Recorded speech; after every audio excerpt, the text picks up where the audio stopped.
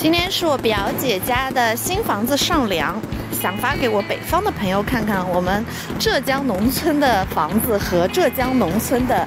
酒席是怎么样的。到的时候刚好赶上扔馒头，扔馒头就是代表这个上梁最隆重的一个仪式，就是他会选好时间，大概是2点18呀、3点18呀，这样2、3点的样子，开始放鞭炮。鞭炮放好了之后，就是在房子的每一个角落里面，家里人就把馒头，然后甘蔗，还有一些糖果扔下来。来的人越多呢，代表这户人家的人缘比较好。那对于抢的人来说呢，不仅是能吃到好吃的馒头，因为我们这边都是发酒酿馒头的，更代表着说是捡到了好运财运。我们老家就叫里山嘛，刚好这条路叫里山镇，所以当时放鞭炮的时候特地拍了一下。当所有的馒头扔完之后，大家就开始全部都走散了。很多来抢馒头的都是隔壁村的，然后也是不认识的，完全不认识的。大家都喜欢在周末上梁，因为这样的话可以带小朋友一起感受这种遗留下来的一些农村里的一些习俗跟文化。我表姐家还是属于非常非常受欢迎的，然后这次的上梁也比较隆重，所以来的人很多。我就觉得整一个镇上的人也就这么点。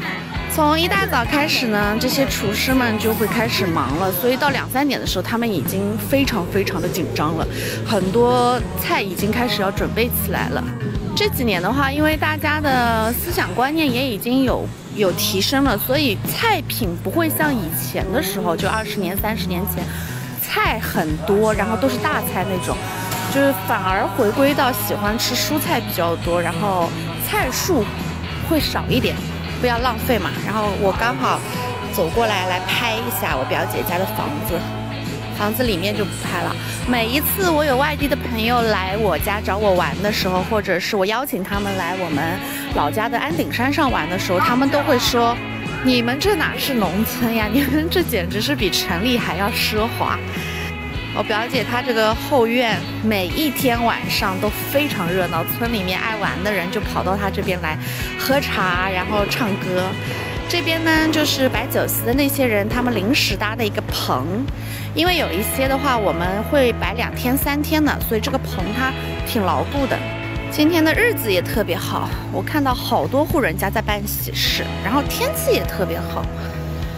看到他们在扫那个鞭炮的就觉得好壮观。当时看到旁边是稻田，然后背后是山，两边树，有一个绿色垃圾桶，大家在扫的时候就觉得是美的，像一幅秋天的画。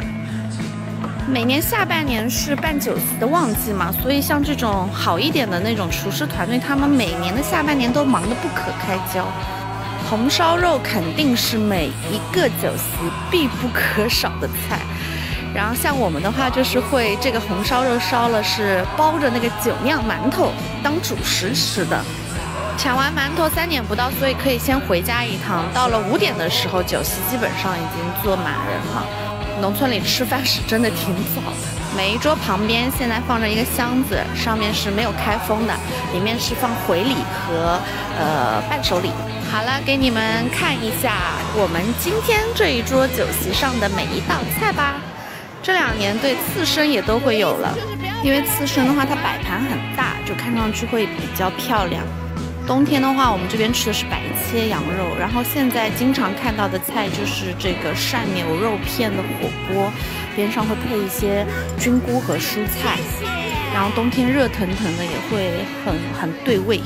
昨天包括发给我杭州的朋友，他就说哇，浙江农村里面的那些酒席特别好吃，因为那些厨师的水平真的一点都不输给大酒店的，烟火气又很重，因为他会用那种大火灶，